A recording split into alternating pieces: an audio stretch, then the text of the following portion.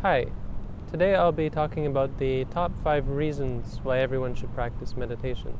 And this is an accompaniment to my videos on how to meditate, sort of as an encouragement for people who are unsure as to whether meditation is really of use to them.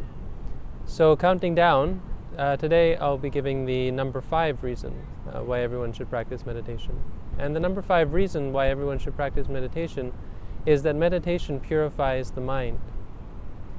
Now, many people might not understand how this is a useful thing or what it means to have a pure mind, but actually we understand in the meditative tradition that this is the real reason why we're practicing meditation, because when the mind is purified, it brings all the other benefits. So what does it mean to have a purified mind? Well, we understand that our minds are full of many different conflicting mind states. Some of them bring us happiness and some of them bring us suffering.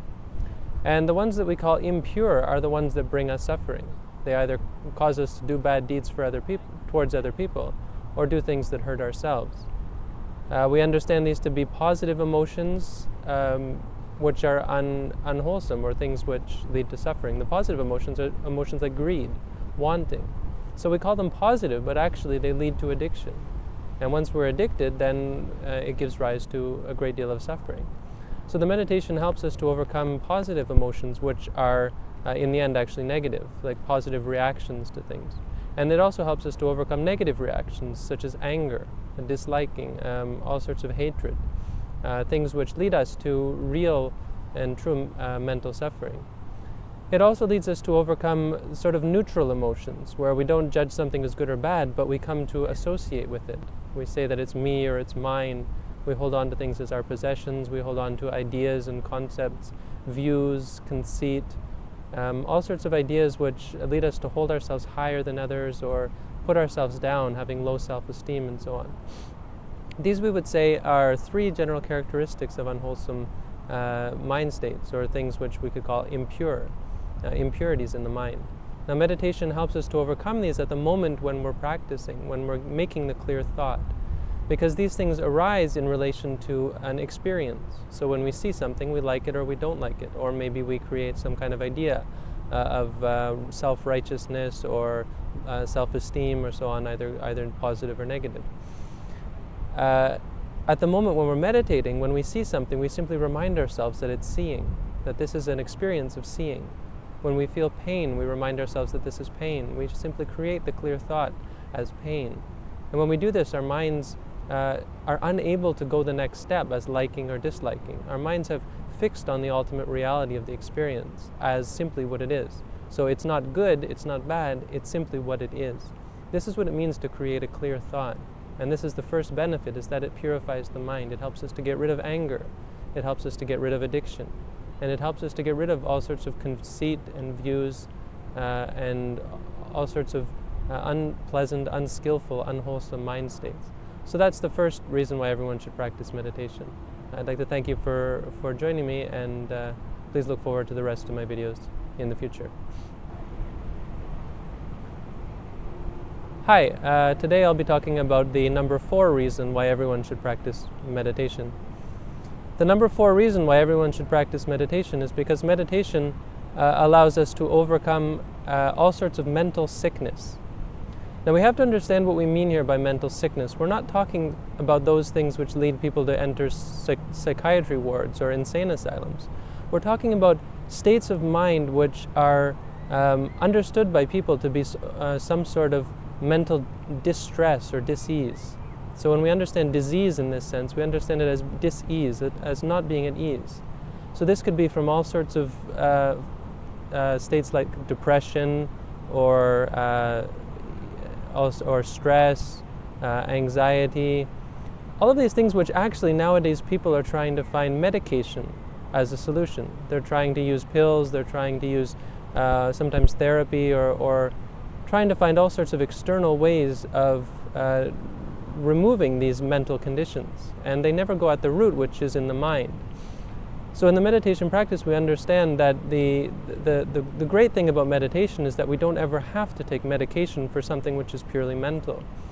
States of mind like depression, stress, anxiety, insomnia, all of these states which we tend to go to see a clinical therapist for, or a clinical doctor for, we can actually remove on our own. And this is one thing that people maybe don't ever realize, that they have this incredible tool which allows you to get rid of things like insomnia, depression, stress, anxiety, worry, fear, phobias in really a very short time, and on a very real and profound level. That actually when we practice meditation, creating this clear thought, it creates a sort of series of mind states which come to be a new way of looking at the world. So instead of looking at things as stressful, instead of looking at our situation as depressing, instead of looking at something as fearful, we simply see it for what it is. If it's something we're afraid of, when we say to ourselves, seeing, hearing, or thinking, or even liking, or afraid, that mind state disappears, and it doesn't then continue. It doesn't become a tendency or become a habit. We get this new habit in our mind of seeing things simply as they are. When we are depressed, we have a situation which is depressing, we simply say to ourselves, thinking, disliking, or stressed, or so on, we remind ourselves of the true nature of it, and we don't give it the power to create this mental sickness, mental disease, or mental upset, however you want to call it, this state of depression, which can actually lead people to kill themselves. Actually, if people were to practice meditation, there would be no need to ever consider to try to end your life. There would be no idea that something was unpleasant or something was bad or depressing. States like insomnia, people who suffer from insomnia. I've had many people who have cured themselves of insomnia, lifelong insomnia, in a week of meditation. People who have been alcoholics are able to cure themselves, give up alcoholism, give up drugs, give up all sorts of addictions, all sorts of states which we would normally consider to be a sort of a mental sickness or a mental disease, which we go to see a doctor for. We can actually cure by ourselves, or with the help, if not by ourselves, at least with the help of a qualified meditation teacher. So this is the number 4 reason why everyone should practice meditation. Not just those people who are suffering from clinical depression, but those people who suffer from these general sense of disease or discomfort, which arises really for everybody. So thank you for tuning in. This is number 4, and please look forward to the rest of my videos in the future. Thanks. Hi, now I'd like to talk about the number 3 reason why everyone should practice meditation. The number 3 reason why everyone should practice meditation is because meditation does away with suffering. Now, in the meditative tradition, we understand there to be 2 kinds of suffering that exist. The first kind of suffering is a bodily suffering. This is the kind of pain which we feel in our back, in our legs, in our head, in our stomach, in our all of the various parts of our bodies. This is something which we tend to rely more on physical doctors. We would never think to practice meditation as a way to get rid of our physical pain. Actually, meditation is something which really does allow us to, at the very least, overcome physical suffering. The other kind of suffering which we understand is, of course, mental suffering. And this I've already dealt with in some of my other videos, but it's important to sort of specify in this video that specifically what we're trying to do is get rid of mental suffering. Because all of these things I've been talking about are a very real form of stress and suffering and pain in our lives. Pain is not just something which is physical, that actually the mind does feel pain. And when we feel pain in the mind, it can be much worse than pain existing in the body. So how is it that meditation is able to do away with these 2 very important negative aspects of existence? Well, for starters, it allows us to understand that these are just a part of our existence, that physical discomfort is actually not an uncomfortable thing. The discomfort arises in the mind. When we have what we call physical pain, actually it's simply a phenomenon which arises and ceases. There's nothing intrinsically about it that says this is bad. You know, we often think that it's our body trying to tell us something. Well, it's our body simply saying that this is pain. It's up to us in our mind, it's up to the mind as to whether it's going to say this is good or this is bad. The body has no way of saying that something is good or is bad. It simply gives different responses to different phenomena. We could say that pain is good if we wanted. There are people who have trained themselves to think of pain as a good thing and something which they like. People who like to feel pain. This is often a sign of mental sickness, or at least on a very basic level. It's something that we consider to be a sort of a disease in the mind, to consider that pain is a good thing. But it's possible. In meditation, we learn to see pain as simply pain. So when we have pain in the back, we say to ourselves, pain, pain, reminding ourselves that it's just pain. When we have pain in the head, reminding ourselves that it's just pain. It doesn't have to be something that gives us stress and suffering. It doesn't have to be something that's seen as negative, that we have to get rid of, that we have to do away with. There's really nothing intrinsically wrong with it. But this is something very easy to say, but if we didn't have a tool to allow us to come to this realization, we could never do it in reality. Well, meditation is that tool.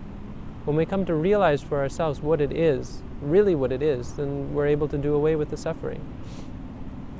But on a deeper level, when we do away with mental suffering, And of course, mental suffering is the very same. When we think about something and it makes us sad, or it makes us angry, makes us upset, this is only a judgment call on our part. Even thoughts, even memories, worries about the future, things which we're unsure of. All of these things could be very simply neutral if we understood them for what they are. So when we say to ourselves thinking, we remind ourselves that it's just a thought.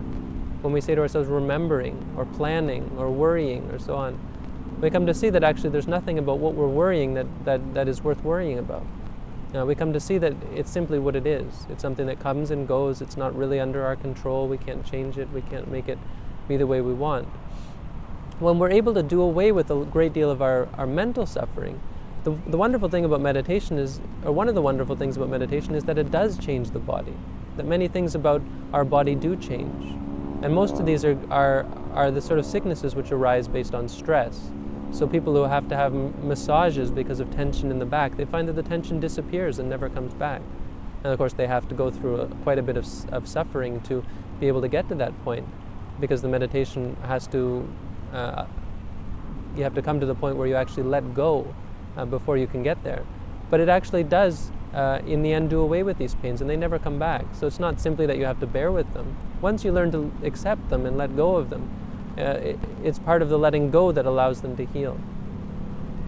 People who have suffered from many different sicknesses that doctors just couldn't fix, bodily illnesses, in the end turn out to be simply based on stress. And when you do away with the stress, you do away with the sickness. So I think this sort of gives a good understanding of how meditation is able to do away with physical suffering. Now, mental suffering, of course, is obvious. The doing away with all of the unpleasant mind states such as anger, greed, delusion, conceit and views and so on, does away with, or is the very mental sickness, mental suffering which we're trying to do away with. So meditation really is something that allows us to get rid of suffering, to do away with all kinds of suffering. And I suppose some people will be saying that suffering is actually a very important part of life, and if it weren't for suffering we wouldn't learn anything, or so on. But I think that's sort of the point here, is that suffering is there to learn, but most of us don't ever take the time to learn anything from it. And meditation is allowing us to understand it, so that once we learn everything there is to know about suffering, we don't need to suffer anymore.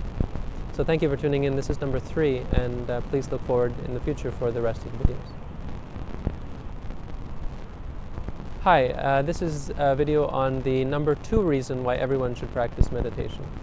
So counting down, we're at number 2. The number 2 reason why everyone should practice meditation is because meditation allows you to get yourself on the right path. Now, we understand in life that there are many different paths, many different ways that people could go. You could practice a path which leads to your destruction, leads to your suffering for the future. You could practice one that is charitable, a life that is charitable. You could practice a life that is moral. You could practice meditative lifestyles, yoga, tai chi, many of the various traditions in Hinduism or even in the Western religions that teach you to fix and focus your mind to the point where you gain great states of peace and tranquility. Now, I'm going to go out on a limb and sort of say that all of these are not what I would consider to be the right path. It's not that any of the meditative paths which exist out there are wrong in and of themselves, but that's not what I mean when I say the right path. Just as it's not what I mean when I say the right path is that you should become a monk, or you should become a Buddhist, or you should become a lawyer or a doctor, or so on. All of these paths exist, and there's really actually nothing I have to say about them as either good or bad. What we're talking about, the right path here, is a path which knows how to deal with every situation, knows how to deal with the present moment as it arises. So when something comes up, knowing the choice to make, knowing the way to go. So whether you're a lawyer or a doctor, whether you're a Christian or a Buddhist, or whether you're of whatever bent, whatever path you're choosing to follow, once we create this clarity of mind, once we really understand things as they are, we don't give rise to greed and attachment, which would color our perceptions. We don't give rise to anger, which would inflame our mind. We don't give rise to delusion and conceit and views, which would muddle our mind and confuse us. We simply understand things as they are. So when everything arises, it's really amazing how this works, and you really have to practice to understand it. But you can at least have a preview of what it's going to be like to meditate, is that you're able to then understand situations as they arise and as they really are. So if you're confronted with a difficult situation, you're able to understand it much better than before. Now, it's not that after a few weeks of meditation you're going to become brilliant and super and wise, but slowly, surely, bit by bit, through the meditation practice, you are able to help yourself and help other people. You're able to do your work much better than you ever could before, in a much more efficient, much more practical, much more reasonable, a much wiser way, simply by understanding things as they are, because of course that's what wisdom means, is to understand things as they are. And that's really all we're doing in the meditation, understanding things as they are, for what they really are, not as we'd wish them to be or want them to be, or not want them to be, or understanding things in terms of our mental defilements, or the things which are impurities in our mind. Once we get rid of these and we really just purely understand things as they are, then we get on the right track. And it doesn't have to be as this or that kind of person either. And of course, the world is full of many different lifestyles which we can choose. We do come to see that many of the lifestyles out there are not good, and there's many things that we do have to give up, and these are the ones that lead to destruction. Basically, what we're talking about is learning to know the difference between a path which leads to our development and a path which leads to our destruction. And this is what is meant by being on the right path. Not that we should live our lives in a certain way, but that when we do live our lives, we take the right paths, we take the right forks in the road, and we make the right decisions. So this is the number 2 reason why everyone should practice meditating. Thanks for tuning in, and please look forward to the number 1 reason in the near future. Hi. Now I'll give the number 1 reason why everyone should practice meditation. So the number 1 reason why everyone should practice meditation, not just monks, not just Buddhists, not just people who live off in the forest, but why everyone should practice meditation. Because meditation makes you free. Now, really everything I've been talking about up to now should have sort of given this away already. But if it's not clear already, this is the number 1 reason why we practice meditation. And this is what we call nirvana. If you've ever heard of this word nirvana but never really understand what it means, it simply means freedom. Freedom not to suffer. Freedom not to have to go through unpleasant situations. Freedom from defilement. Freedom from mental impurity. Freedom from addiction. Freedom from hatred. Freedom from bigotry. Freedom from wrong views. Freedom from conceit, freedom from all sorts of unpleasant, unwholesome, unskillful and useless states of mind. Total freedom. And it's not freedom to do anything. Of course, you're always free to do what you want.